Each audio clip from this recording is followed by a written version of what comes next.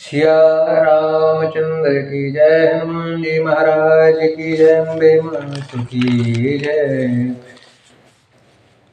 कुछ लोग बड़े बड़े प्रवचनों में कह रहे हैं कि लक्ष्मी जी पंडितों के चरणों में बसती हैं। हमें तो ये पता है कि बोलते हैं कि लक्ष्मी जी धन पंडितों के चरणों में बसती होती, तो शायद ये भूल गए कि ब्राह्मणों के गुरु भृगु ऋषि ने भगवान विष्णु के सीने में लात मारी थी, इसलिए उनके भगवान विष्णु जी की जो सीने में लात मारने के प्रहार से उनके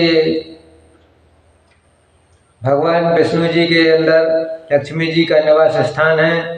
लेकिन जब लक्ष्मी जी को पता लगा कि भृगु ऋषि ने हमारे स्वामी के सीने में लात मारी, तब उन्होंने उसी समय ब्राह्मणों के ऋषि भृगु ऋषि को श्राप दिया था कि तुम आज से जाकर धनहीन हो जाओगे और गरीबी में व्यतीत करोगे। और एक बात और, अगर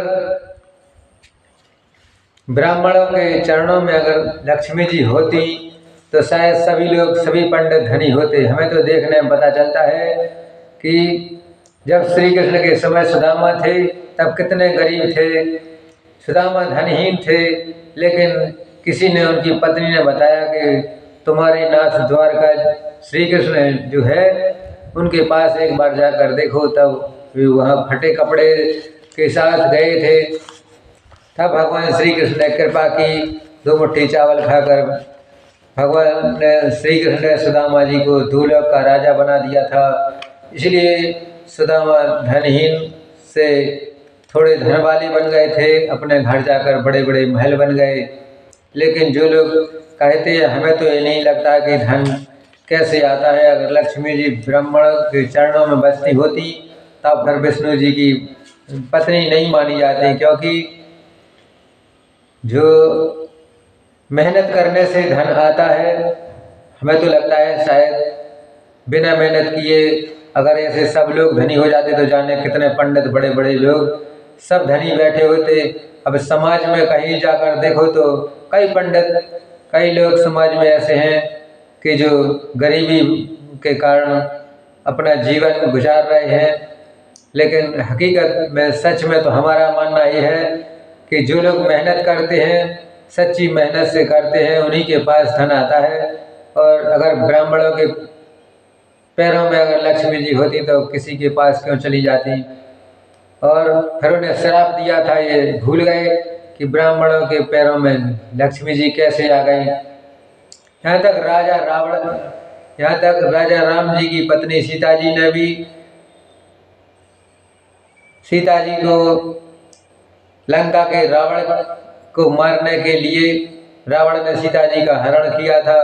तब रावण की दशा भी वही हुई थी।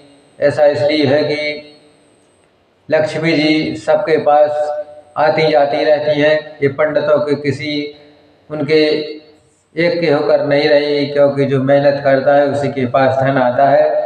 अगर धन पंडित चाहे किसी को देना चाहते होते तो वो अपने मर्जी से किसी को भी धनवान बना देते। ऐसा हमारी समझ में है। और बिना मेहनत के किसी के पास धन नहीं आ सकता, ये सत्य बात है। मेहनत करने से ही धन आता है, उन्हें कोई रोक नहीं सकता, क्योंकि वे किसी एक व्यक्ति की न हुई हैं न कभी होंगी। जो भी मेहनत करेगा, जो आगे बढ़ेगा, धन उसी के पास आएगा, ऐसा सुना है। और मेहनत से भी धन आता है। ये धन लक्ष्मी जी की कृपा है, कहीं पंडितों के चरणों में नहीं होती। जो कहते रहते हैं हमें तो वे प्रमाण दिखा दें तब मान जाएंगे, क्योंकि लक्ष्मी जी पंडितों के चरणों में बसती होती तो फिर भगवान विष्णु भी उन्हें छोड़कर भाग जाते और लक्ष्मी जी छोड़ के गई हैं। ये ऐसा सुना है और ऐसा है भी।